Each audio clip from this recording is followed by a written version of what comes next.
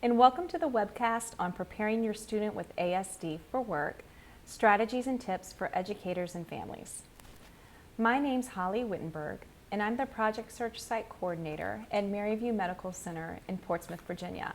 I'm here today with my colleagues, Rachel Payne and Katie Toombs, to share with you some of the lessons that we've learned in preparing students with ASD for the world of work and adult life. Wanted to say thank you for taking time out of your busy schedules to watch this webcast, and we hope that you take away from it some great tips and strategies that you can use in your work as well. For those of you who might not be familiar with Project Search, I just wanted to give you a brief synopsis of what it's about. Project Search is a 9-month employment training program for young adults with disabilities who are transitioning from high school into work. Instead of attending their traditional high school campuses, they come instead to a local business who's agreed to host an internship program over the course of that year. Working with the teacher and on-site job coach, the students have the opportunity to participate in 3 unpaid work internships on-site at that business, where they develop job skills and learn more about the work that they're interested in doing as adults. Over the course of time where we've worked with families and students, we've had other teachers and families say, well, what can we do to prepare our students? So this webcast really is going to focus on the information that we've shared with them, what's worked for us, what hasn't, things that you can use in order to, as we said, prepare young adults with autism for work. So without further ado, let's go ahead and get started. So I always like to know what I'm going to be learning about before I invest my time in sitting down and thinking it through and learning. So just to kind of give you a list of what we're going to be discussing in this webcast, we're going to start by talking about ASD, what's new both with prevalence rates and diagnostic criteria. We're going to talk a little bit about ASD and its impact on people as they work. As I said before, we're going to give you some solid strategies and tips that you can use both within home and school settings.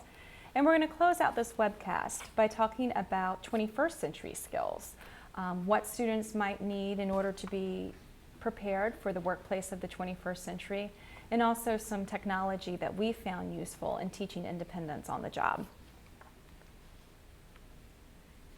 Okay.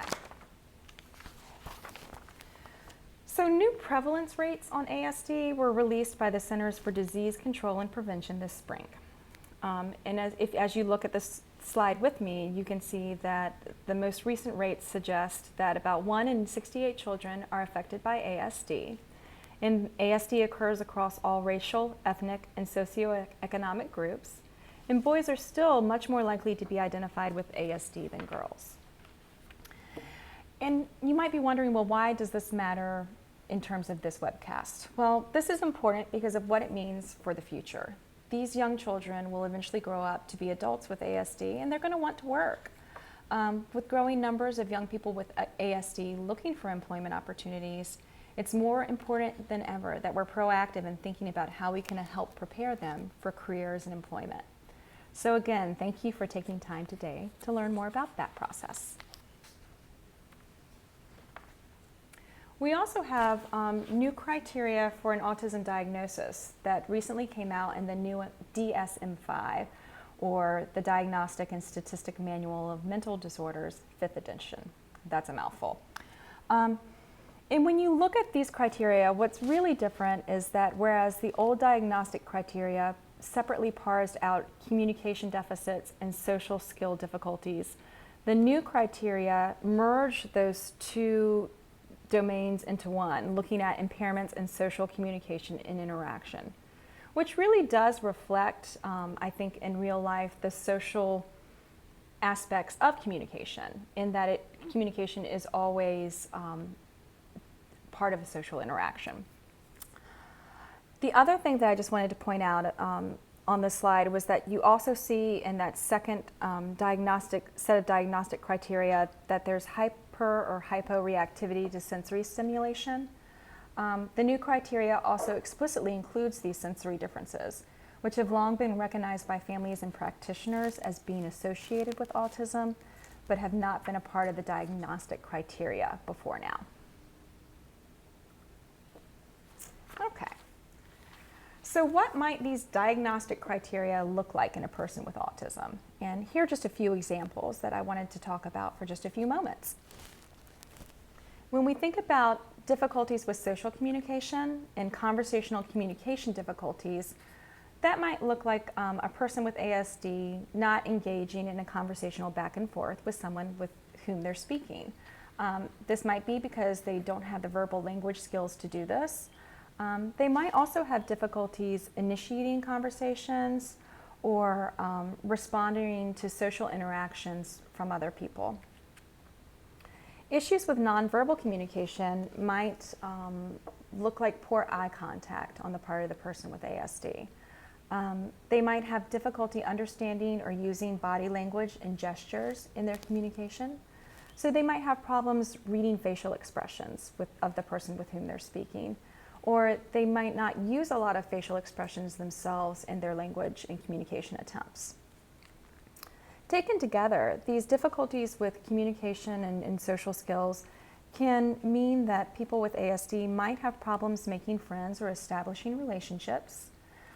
They might have difficulty adjusting their behavior to different settings, so understanding kind of the unwritten social rules for how you act at school or how you act at work versus how you act at home.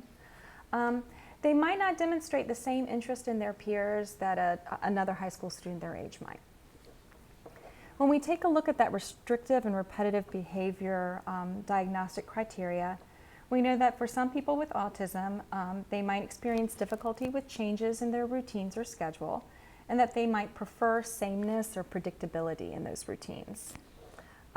They might demonstrate intense interest in specific items or activities. I think of one young man with whom we worked over this past year who loved to watch on YouTube these commercials that a local attorney put together. And it was one of those commercials where the attorney is telling you, you know, call me now, I've got your back, I'm gonna get your claim taken care of very forcefully. And he would like to watch those videos over and over and over again. It was an area of intense interest for him. Another young man with whom we worked was very interested in horror movies and WWE wrestling. So a lot of times in conversations with him, he would talk a lot about those two areas of interest. And sometimes if you kind of tried to guide the conversation into other areas, he'd want to come back and talk more about those things. I also mentioned, you know, this new criteria of overly or underly sensitive to sensory input in their environment. Within our program, we sometimes saw this with students who might be sensitive to smells. For instance, one young man had a difficult time initially when he started an internship in the pharmacy because he was sensitive to the smells of the different medicines.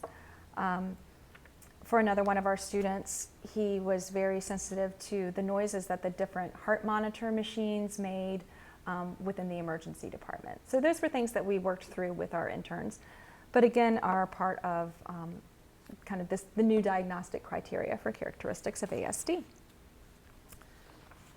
Okay. And at this point, I'm going to say goodbye to you all for a few moments, and I'm going to turn the presentation over to Katie Toombs, who's going to be talking more with you about ASD and work and about tips and strategies for the classroom. Hello, my name is Katie Toombs, and I am the Project Search teacher and CSEP teacher at Maryview Hospital in Portsmouth, Virginia. And I work with students with autism in their last year of high school. And I'm here to give you some tips about how to help with their work and communication and work-related skills. So some common characteristics that they have is difficulties with social communication.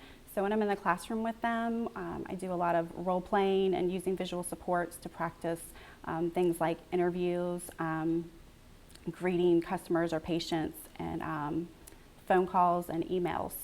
So that helps them practice over and over again until they're comfortable doing that with us, and then we can generalize out. Also, another thing that they have difficulty with is developing peer relationships, especially at work, because sometimes they don't understand those unwritten rules that we have, and so we have to give them support and, again, role play things that may come up there. And a lot of our kids with ASD really like routines. So we do things like tasks and that are routine, that are repetitive, and they can recall things on there because a lot of our guys are really good at that. And using visual supports to do that is good. Like if you give them a schedule to follow for a work routine so that they can follow along and check off. You can even break down the work tasks into individual steps. So our guys really do well with that. And a couple more characteristics that they have is they may have an intense focus on specific tasks. They might get really into the details of a task and prefer one over the other, and so they give one task more energy and time because they really like it or almost become obsessive over it. So what we've done at Maryview is if we find that, we maybe make that like the last thing on their list to do, so that if they enjoy it, it's the last thing, and then they're more motivated to do it and you know, either go to lunch or go back to the office and go home.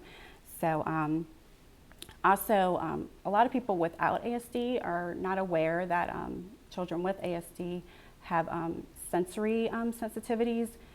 For example, sounds, smells, the level of activities, like if an office has 5 people versus 50 people. And so we think of all of those things when we're making matches with them for their work. And we might do something that they really like to do, taking their interests and everything into consideration when we match them with that, but also taking into consideration any sensory sensitivities. I'm going to go over 6 main areas for tips and strategies for school, and there are transitions, working independently, business communication, business savvy, technology tools, and pre-vocational skills. So the first one, transitions at school. We all want our students with ASD to be as independent as possible because we won't always be there with them the rest of their life. So starting earlier is the better. And first, you want to assess their ability. Give them a place in the school that is familiar to them, such as cafeteria or the restroom or library, and just shadow them and see, you know, make it real clear expectations. I want you to walk here, shadow them, and see how they do. And then once you know, you can go from there, whether they did really well, and so you just need to do like a checkpoint. We often call it stalking at Maryview because we'll hide around a corner and make sure that they got to the next checkpoint. Then we might have 2 people, one in the middle and one at the end plate location that they're supposed to be at, to make sure that they got there. And that has been really good for us to learn from actually there, because we've had a student that was making stops in between and was kind of doing his own little thing. So definitely having those checkpoints are good because they can take advantage. So also to help them learn new locations or new routes, maybe that they're going to a new class or a new field trip place, because you want to also start out in the community once they have those familiar locations down, is video modeling or using visual cues, and then teach them to ask help. So if they're stuck in the hallway, they know to ask an adult or someone that looks like that they could help them find directions. There are also some apps available, and they are the Story Kit, and that app lets you take photos as well as text and audio. And then also you can use visual cues where you break down the transition into steps. So the next area is working independently, and we give them a lot of following a schedule because that helps them know what their expectations are, and then what they've done, they're checking it off, and then they know what's left. So it gives them a really good tool. And also when we do check-ins, it lets us know like where they're at. And it also teaches them you know, to self-monitor themselves and make good choices. So I put an example here of a student that we had that was to put away trays that the patients weren't using, and if there weren't any trays, then he went on to number 2, and then if there was trash or items left on the table, then he put them away. And then the third thing he did was wipe the table, and we had to use real descriptive language of flat wipe and flat hand walking around the table, because what we noticed was we were coming back to do check-ins and the tables weren't all the way clean. So we didn't know if that was because he didn't want to clean them tables, or we just didn't teach him the correct way to do it or a thorough way to do it. So we observed and went back and retaught it, and just made changes as necessary on his schedule. So also teaching them to make good choices, like when we're not around, that to make good choices, and that also gives them a sense of accomplishment. And everybody needs motivation to work. You know, we get a paycheck, and that's why a lot of us go to work. They need motivation of, you know, this is teaching me skills, and I'm going to get a job. But they also may need like a reward system put in place, which I put a couple examples of those on there. The first one is they're maybe when they really like popcorn. So you put expectations, real specific ones. You know, you check in, you walk in the hall, you listen, you're doing a great job, and then they may get tokens for each time that they do that. And when they've earned all 5, they get their popcorn. Another one that's a little bit of a higher level one, we actually used this with our interns at the hospital, and it was things that they worked on throughout the day. So washing hands or using hand sanitizer is really important at the hospital, and to keep clean with hygiene. Also following directions and checking their work, which a lot of times is their checklist. And then smiling and showing everybody respect, which was hard for some of our guys, you know, just making eye contact and greeting people they worked with or patients. And then to be clean and neat, they wore scrubs, so they had a uniform. So we wanted them to learn that it's professional to be clean and neat. Saying thank you or using manner words was important. And then also making eye contact and greeting others. So what we would do is we taught these and gave them the expectations of what each one was. And then when we would check on them, if we saw them doing that, like we saw them using the hand sanitizer or using their checklist, we would check them off. And at the end of the day, they got 4 out of 6 or 5 out of 6. And then we had what we called intern of the month parties. So at the end of the month, it was kind of competitive of them seeing who got the most checks and who was the best intern that month. And you know, they got a special treat and a party and stuff like that. So that was pretty motivating for our interns, for them to use that. But we also want them to learn natural occurring rewards, whether that is, I got the job done and so I'm proud of myself, or that's somebody that walks by them that they work with and says, you know, you're doing a really good job. And so it's just that verbal recognition that I'm doing a great job. So we want to make sure that those are happening too, because we won't have a reward system of checks and earning popcorn forever. So the next area is business communication. Since we hope all of our guys are going to work one day, then we want to teach them just the basic skills of introductions and greetings and farewells.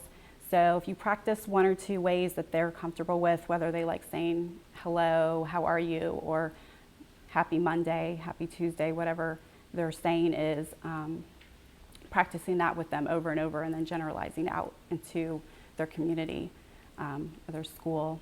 And also conversations. So starting a conversation, listening for the person to talk back, waiting for them to talk and stop, and then also staying on the topic that you're on, and then ending it appropriately. A lot of our guys with ASD seem to have a hard time. They don't have a hard time at starting a conversation, but they have a hard time understanding those cues of the person needs to stop before I talk again, or they're talking about my work and what I need to do on the job, and don't talk about, my video games right now. And then also ending. We had to practice not just turning around and walking away, but actually saying, see you later. It was nice talking to you. So those skills definitely are really important at work. And so we reviewed those all the time. Also, phone etiquette. I was really surprised that when our seniors arrived, they really had limited phone skills. They knew how to answer the phone, but they didn't know, again, to wait and listen. If somebody was calling and asking for somebody, they didn't always wait, or they maybe heard it, but then they just set the phone down and didn't go get the person, or they hung up. So we definitely practiced that a lot. We had a script. We role played it over and over again. And, after a few months, they really caught on, and they were able to call out sick, say that they were late, whatever it may be that, those two basic ones was what we went over, but other things we taught them too. Also, interview questions. We did the basic 4 or 5 questions we started off with, and then we also, again, used a visual script. And then we began generalizing it over, like, our staff. Different staff would interview them, or they would interview each other. And then eventually they did interview with actual supervisors and people within the hospital. So that was good practice, and I actually have examples of ones that we used with a student. So these were the 5 basic questions that we started off with. Was the student had done an internship in environmental services. So we asked just, what did you do? And then we asked, what did you like best about your internship? What kind of things do you like to do when you're not at work, like his interests, because that's kind of fun to get to know the person and they like talking about it. And then what are your special skills, whether that's, I like to clean, or I like to stock. And then if you have any references. So we taught him to refer to his mentor or supervisor at environmental services to say that, they would speak for him and say he did a good job on his internship. So the first one, this is what his actually looked like, was when he talked about skills I learned during my internship. He cleaned flu stations, stocked hand phones, and he really enjoyed doing his, using his checklist for his routine. So he created this PowerPoint, and we put the pictures in, and he told us what he learned. Also, he told us what his best parts of his internship was, which he really liked to joke around, and he had a really great sense of humor. So it was talking and laughing with his coworkers, and then he enjoyed walking around the hospital, I think, just to see more people and transition around and get to have some fun around the hospital. So those were his best parts. And then his interests were reading books, spending time with his family, watching movies, and using the computer. So he picked those to talk about. Moving on, the next area I'm going to talk about is business savvy. So dressing for success. We talk about what's appropriate and not appropriate at work. We give them examples of what not to wear and what to wear.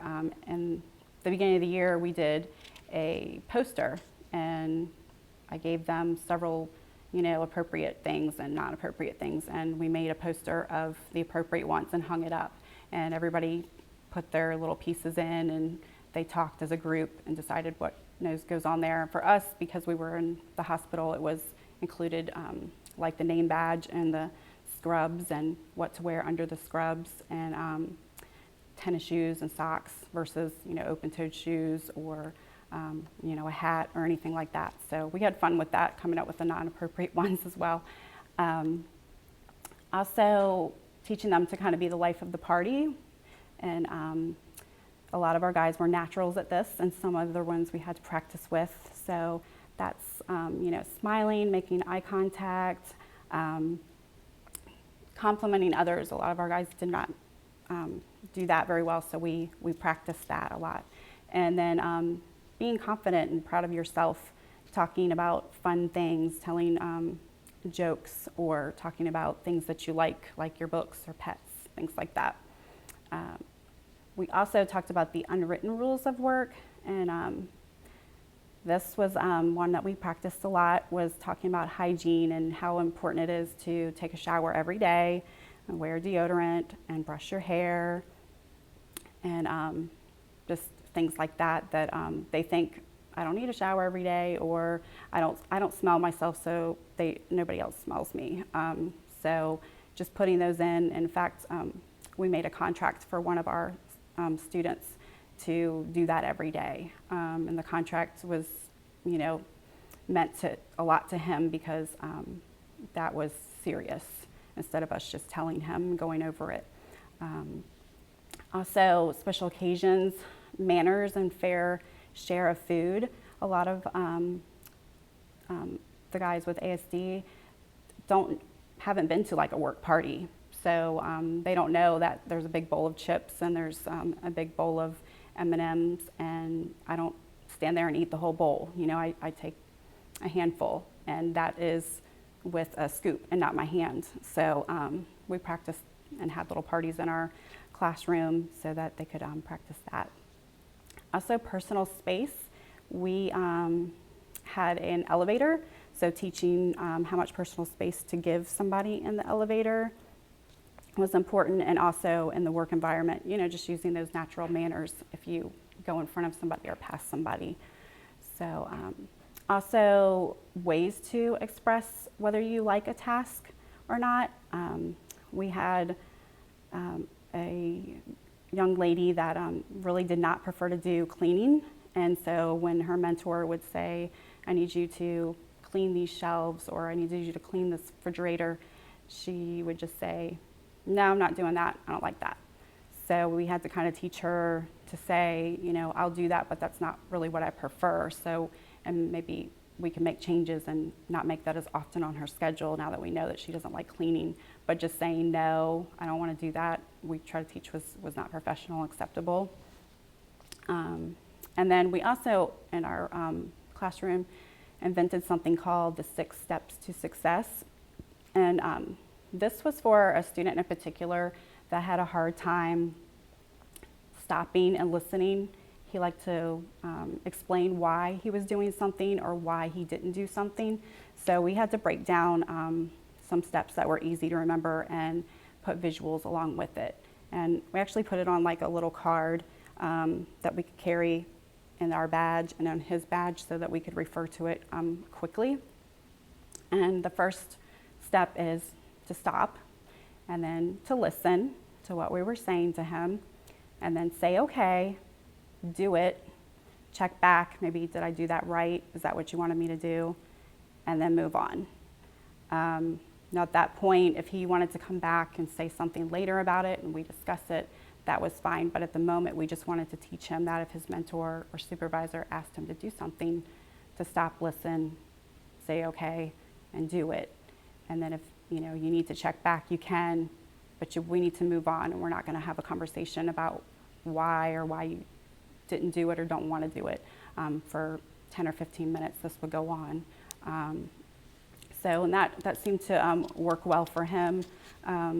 We tended to forget to use it sometimes, so using it consistently is key for that. But to this day, he still, when we start to say stop and listen, he knows that, and I believe he visualizes those things in his head and is able to stop and listen to us. So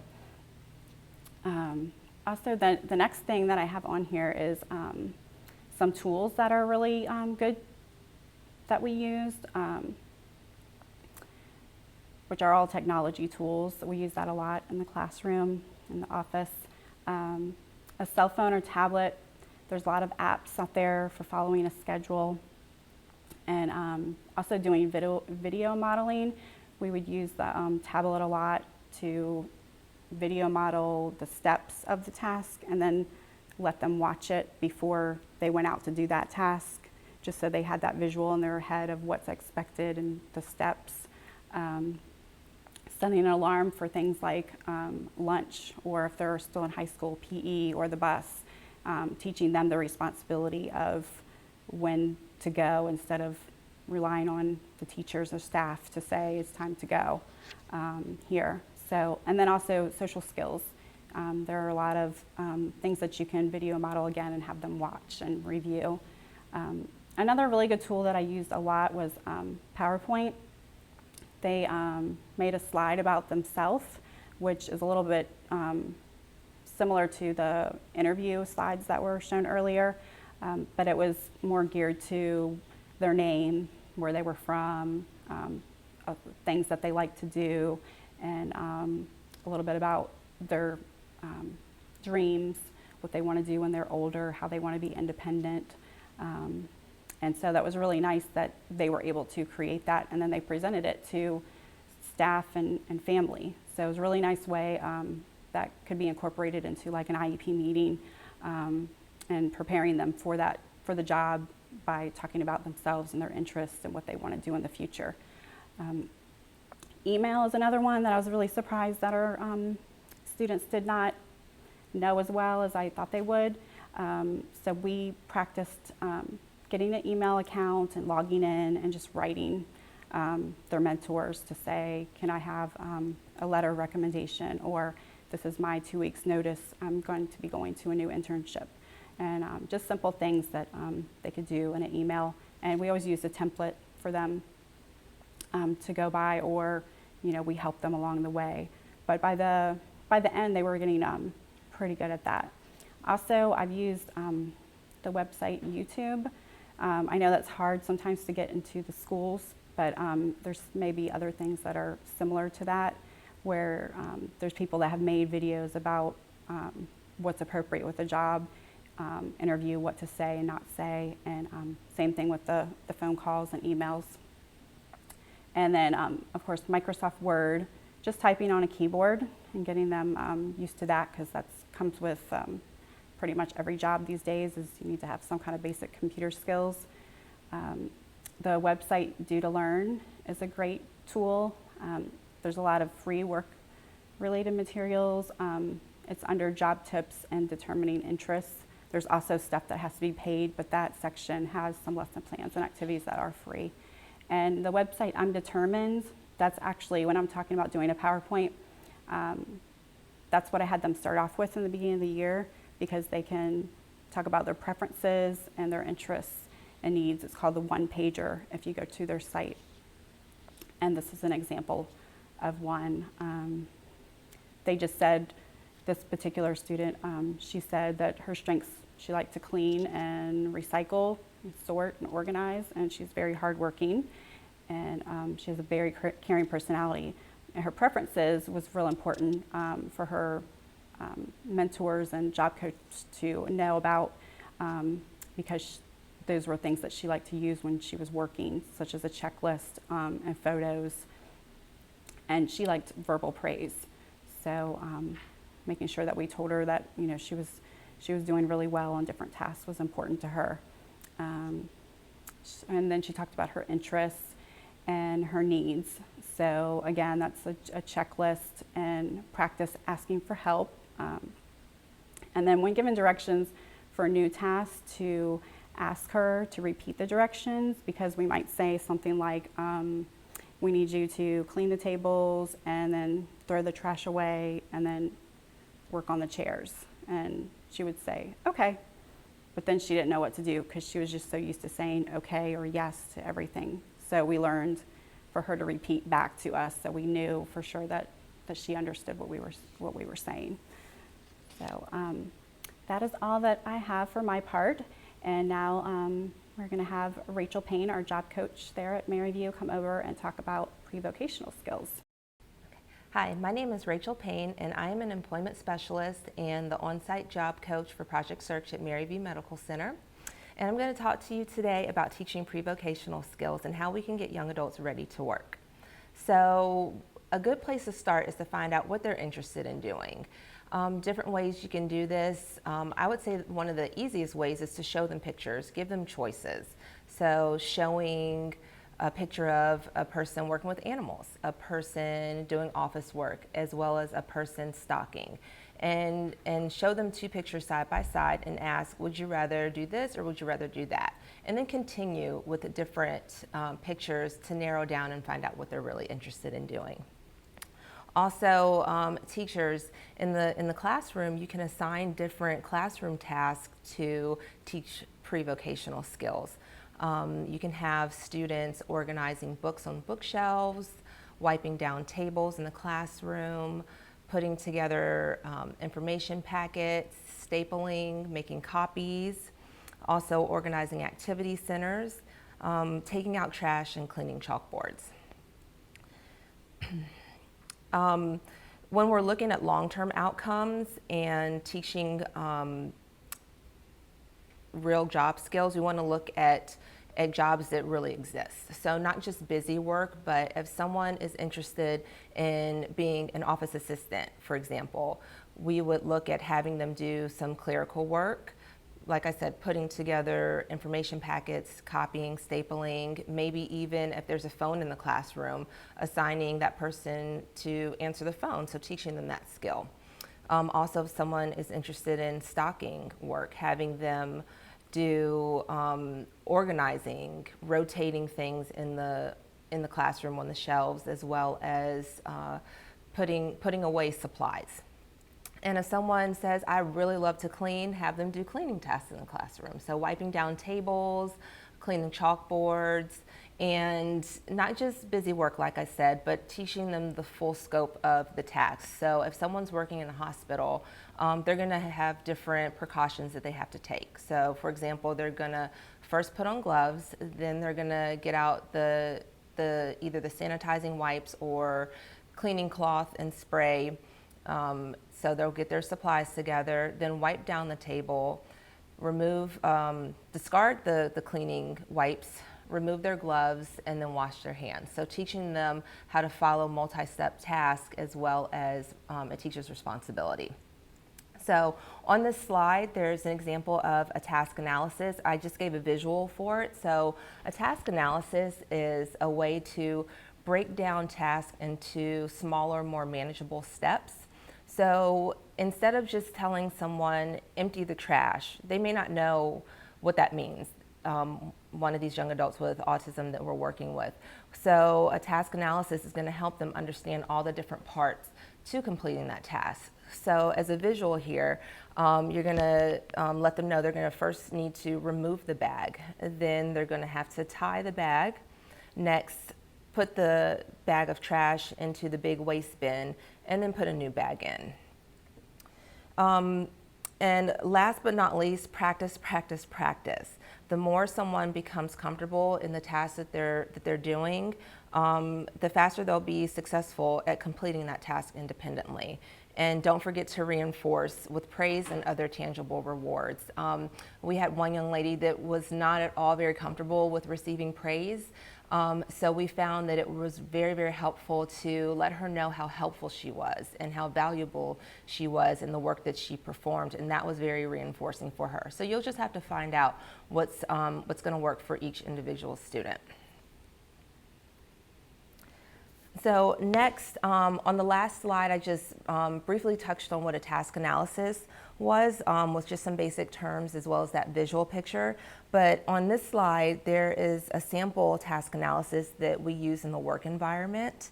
And once again, a task analysis is used to ensure that tasks are broken down into smaller, more manageable steps, and that those steps are being taught the same way each time. To the student the same way each time, every time.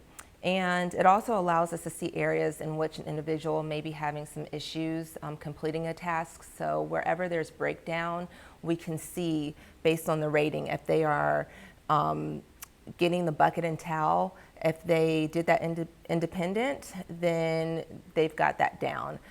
If it's an incorrect response or if they needed some sort of verbal or model prompting, then we would just work on and find out what we can do to help them out to learn that task more efficiently. So whether we reteach it over so it makes more sense to them, or if we give them a visual support in there. Next, this is the Virginia Career View website. It's a great resource that we can use, students or parents can use, and professionals to help assess and let students know what different types of careers are out there and the different options. So there's assessment tools, there's job searching tools, and just a plethora of information that's going to be very useful. Tips and strategies for home. Parents, I think that home is probably the most important place where we can teach our children really good work skills and the basic skills that they'll need to be successful when it comes to work and developing a good work ethic. So no matter how young a child is, there's always going to be something at home that they can do to learn how to follow different steps and do things independently on their own. So I'll discuss why getting ready for the day, practicing independence, and chores matter. So getting ready for the day, making clothing choices. One of the first things that I would suggest is having, if your child isn't already getting up on their own in the morning, use an alarm clock so that they can get up on their own. It's not taking someone else to wake them up, but using an alarm. I understand that, especially for some of these ones with ASD, that loud buzzing sounds may be frightening or may be disturbing. So there's lots of different alarms out there that can be used that have tranquil or soothing sounds. So maybe try one of those. And then next, let them pick out their own clothes and get dressed. So we're going to want to teach them initially how to make choices as far as matching colors, weather appropriate clothing. But once they have that, let them make their own clothing choices. They may make mistakes. They may put on a shirt backwards, or they may put on stripes with polka dots, but you know what, that's okay, I do that sometimes. So, but back away, let them make those choices. We find out that over time they want to do those things on their own, and they're very capable of doing so. And then next, personal hygiene. I think Katie touched on that, but personal hygiene, sometimes some of these youngsters and young adults with ASD have some difficulty with hygiene, but I believe if we start teaching them and getting them into a routine early enough when they're young, and also rewarding successful independent behaviors, that they'll get the hang of it. So you will definitely teach them the steps to successfully shower or bathe, brush their teeth, comb or brush their hair, and put on deodorant. And let them start doing those things. And of course, you may want to oversee it, but you can give them visual supports to make sure that they're doing everything. So either using pictures or words, have a checklist in the bathroom for the different things they need to do so they can do it independently. Next, preparing meals. When thinking about meals that someone can prepare on their own, we can think about safe foods that are just really easy, something they can grab out of the refrigerator or out of the pantry and doesn't require any preparation. So maybe a granola bar for breakfast, some fruit, some yogurt, or even cereal milk if you want to up the ante with the different steps they have to take to fix that. But show them how to do it. Once they are able to do it, let them do it on their own. If you feel like your child's mature enough and you feel comfortable that they're ready, then maybe you can take it up a notch and let them use the microwave. We had a lot of the young adults we worked with at Project Search that knew how to use the microwave. So they would bring their lunch from home and heat it up in the microwave. So teach them the steps, give them any type of visual support if they need it, and let them practice. And then once you know that they can do it independently, then maybe if you feel more comfortable having them ask before they do it, you can do that. But I suggest teaching them how to do it, and if they can, let them prepare their own basic meals like breakfast and snacks. Like I said, put visual supports in place, pictures, checklists, so they can follow the steps to get ready on their own for every day. And even if they use a visual support, they're still being independent. We have to think about if someone's not around to do this for them, how would they get it done? So we want to help teach them to be independent. chores matter. Chores really matter. We need to do chores to get things done around the house. And so we can assign chores to our children to do, but kind of like in the classroom, we want to think about real jobs, not just busy work. So how can we put together chores that are meaningful, that will relate to long-term job tasks?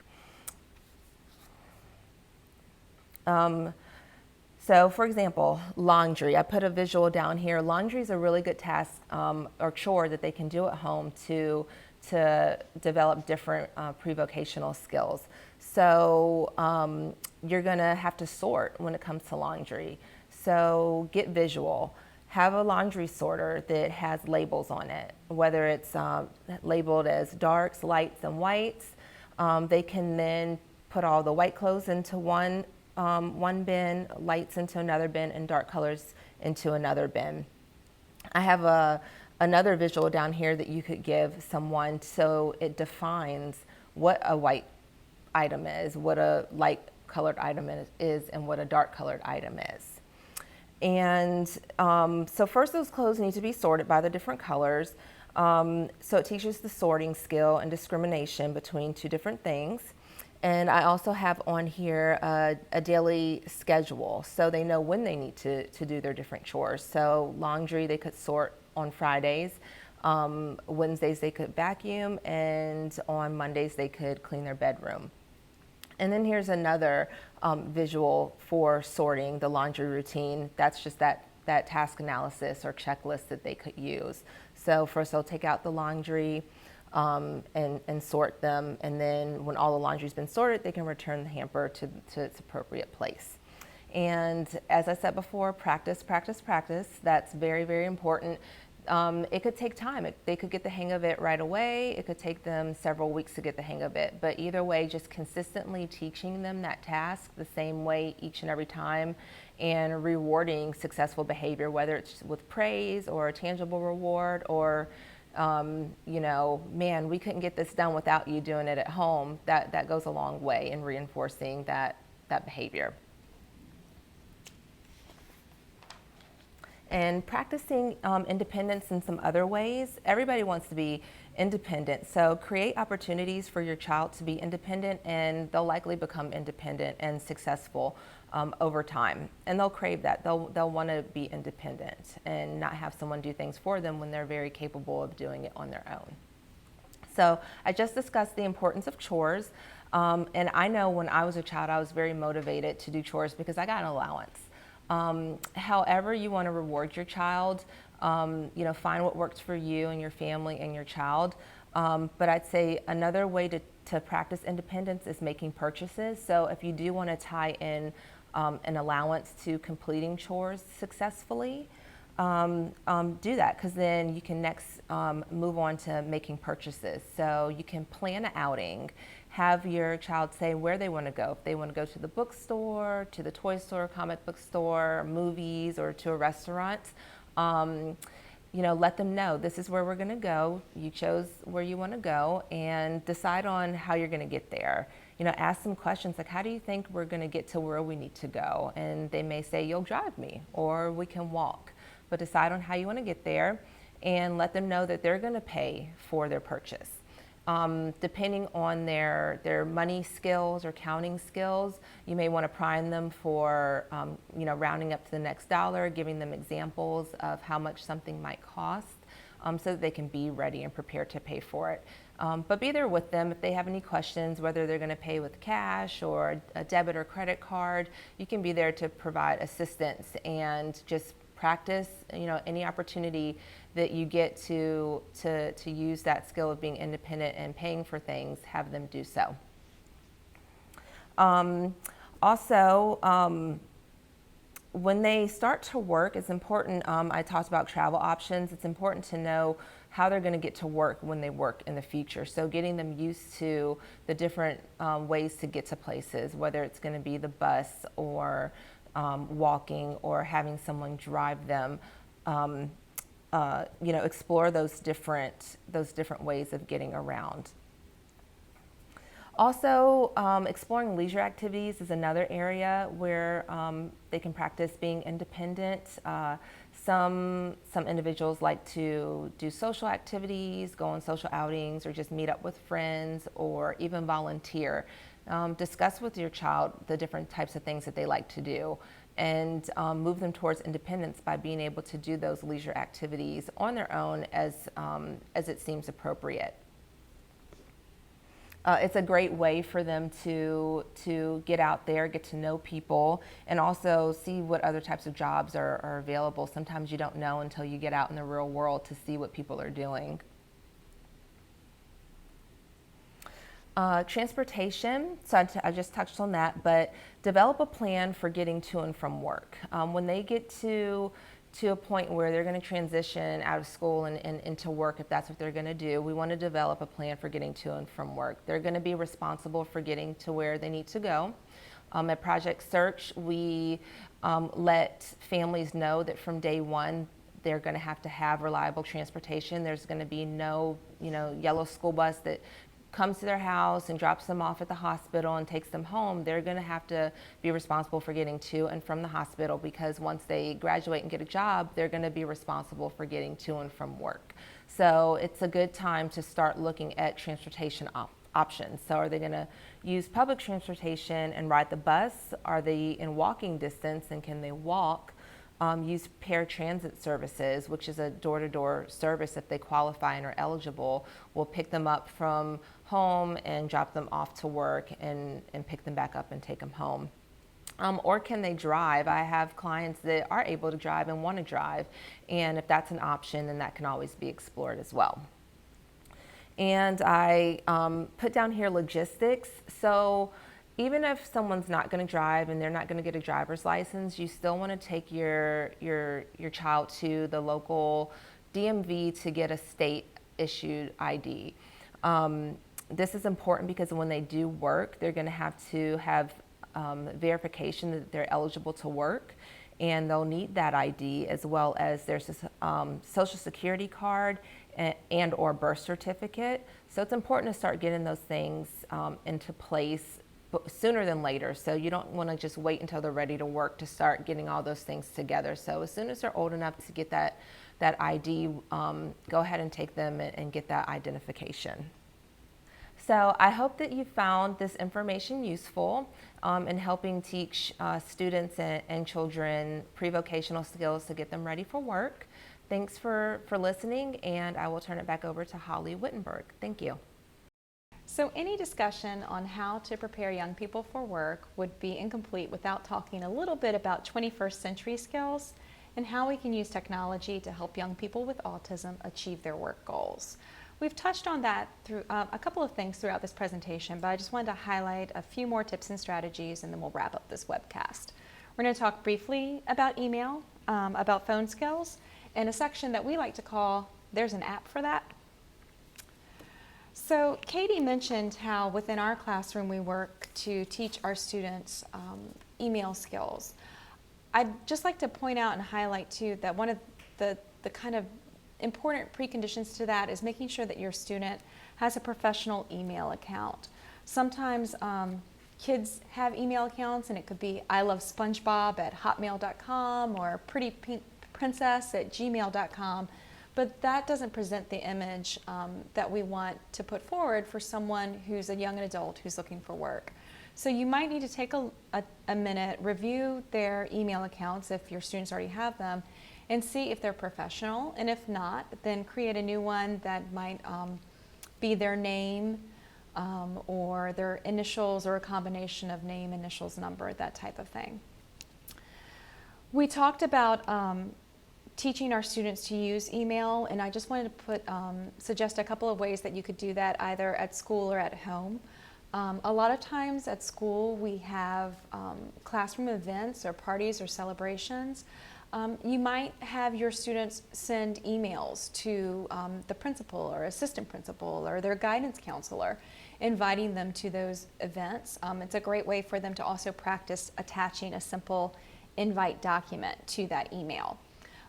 For home, family members might think about having your student with autism email extended family members who they don't see on a daily basis, maybe telling them about a fun family activity that they engaged in or did over the past weekend, or a sporting event or something along those lines.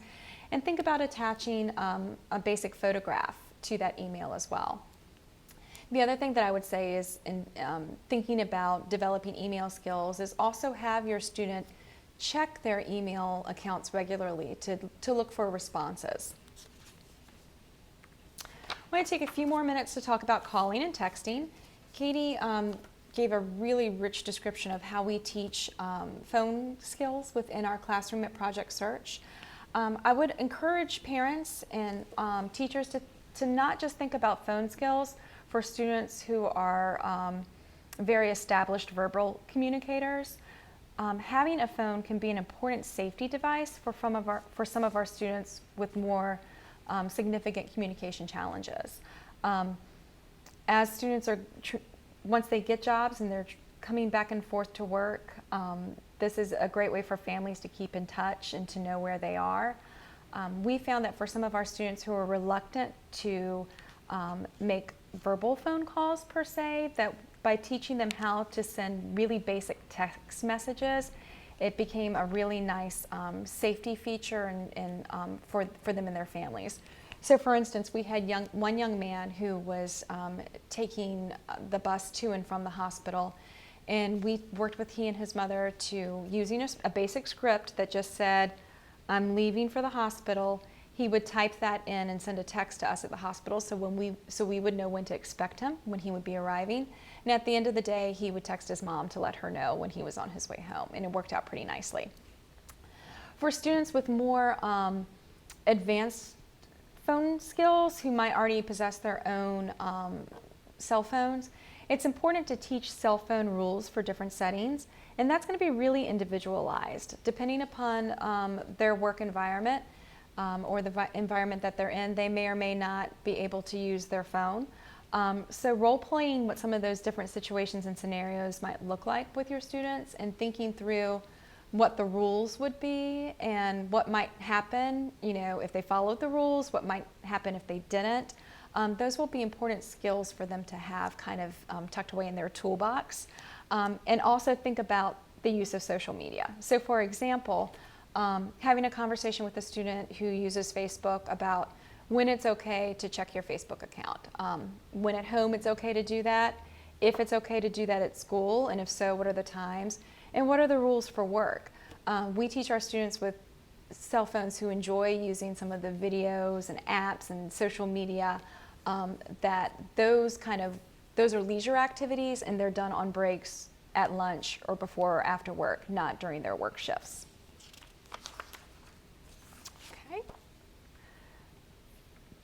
Finally, we're going to talk about, there's an app for that. So Katie mentioned how we used different apps to help our students independently follow their schedules, also to create social stories, and to help our students transition independently from location to location.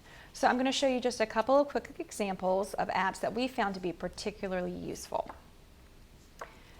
So here are a couple of examples of scheduling apps. One is called Taskify Lite, and Taskify Lite is a great app for students who would benefit from a word-based schedule. You can actually type in different tasks, and then you can click on the box next to each task as you complete it to kind of show that it's done. The one that's here on the slide is one that we developed with a student who was completing an internship in the radiology department of our hospital, and he used this app on a daily basis to keep track of what he needed to do. What we found is that once he started to use this app, and it was nice because he had it on his phone, so it was portable and it went around with him, was that he got quicker at getting tasks done. He completed more tasks, and there was less lag time from task to task because he knew what he needed to do next. The two picture-based examples that we have there are from an app that's called Video Scheduler. And Video Scheduler is a wonderful app for students who would benefit from a schedule that incorporates photographs or even videos. With Video Scheduler, you can embed, you can take photos and embed them into the task list that you can create. You can also take little snippets of video. So if you have a student who's not sure of all the steps or might benefit from having a video model right there, Video Scheduler might be an app to check out. With this particular example, we used this with a young lady who was working in the cafeteria, and some of her internship tasks included getting a bucket and wiping down different areas in the cafeteria. So you can see that there in the middle example. But the other cool part about Video Scheduler is that you can create schedules within schedules. So when she clicked on the picture that said wipe counters, then another screen pops up that showed her exactly the different counters that she needed to go wipe down. And it was a great way for her to make sure that she had done all parts of that task successfully and independently. With this app, we were really able to cut back on the amount of verbal and gestural prompting that we needed to do with her for her to be able to learn her work tasks. And finally, Katie mentioned StoryKit, and here are actually some screenshots from StoryKit. StoryKit is exactly what the name suggests. It is an app where you can create stories. We used this app to help students create wayfinding stories, showing them how to get from one location to another within our large hospital. We also used it for social stories, and sometimes we embedded social story elements into our wayfinding stories, as in this particular example. And we used this with a young man who was learning how to get from his internship site to the cafeteria. So with StoryKit, it literally, we typed in, here's the way I go to get to the cafeteria. Here are the stairs I take. We included a reminder that when he was in the halls, he needed to walk quietly and slowly through the hallways to get to the cafeteria. And also added a shot where he could stop and get water along the way if he wanted to. As Katie mentioned, and you can really see it clearly on this slide, with StoryKit you can include photographs, you can type text, and as that little alarm icon at the bottom indicates, you can also record audio, so if you have a student who would benefit from hearing the story read aloud, he or she could do so with just a touch of that button. Okay, and at this point, that's it for us today. We really, again, want to say thank you for taking time out of your busy lives to view this webcast. We hope that you found it helpful and useful, and we wish you the very best of luck in the work that you're doing in preparing young people with autism to be ready for work. Thanks a lot.